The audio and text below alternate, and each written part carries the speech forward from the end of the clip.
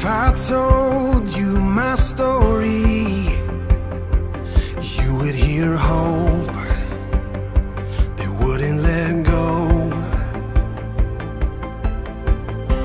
And if I told you my story, you would hear. Hello, I'm James, and this is my story. From ever since I can remember, about 4 years old, I was abused physically, verbally, and mentally. Throughout my school years, I pretty much took care of myself while my parents were working. Sophomore year, I got serious in my walk with God. By my senior year, my life began a downward spiral. Right after school, I began falling further and further down.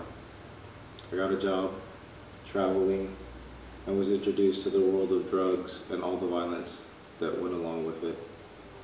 I got married, and by that time, my family and I were really on fire for God. 2012, in the middle of ministry, serving with my family, my marriage breaks, and I turn to the world. More than a handful of times, I should have died or went to prison. I wasn't suicidal, or it was a lie to myself, believing the lie.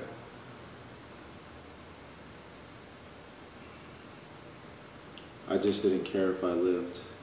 I believed just lies that if I'm not a father, then I have no reason for living. I lived the life of the prodigal son. It took me being homeless to come back to the Father. I believed a lie. It was always up to me. I always have to be strong, emotionally, mentally, spiritually. In this world where image is everything.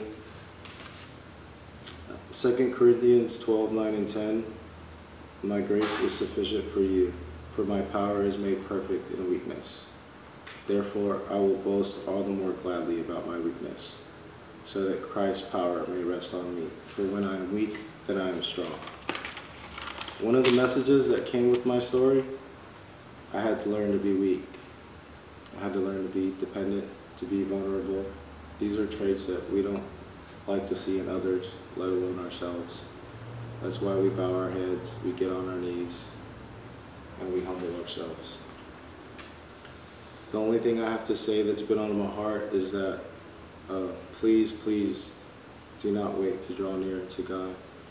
There's no better place than in His presence. Psalms 16:11 says, in God's presence is the fullness of all joy. Turn towards Him in every situation. Stay consistent and never give up. And I want to leave you with two more scriptures. Isaiah 40:31, they that hope in the Lord shall renew their strength. And Ephesians 6:10, be strong in the Lord and His mighty power. Thank you.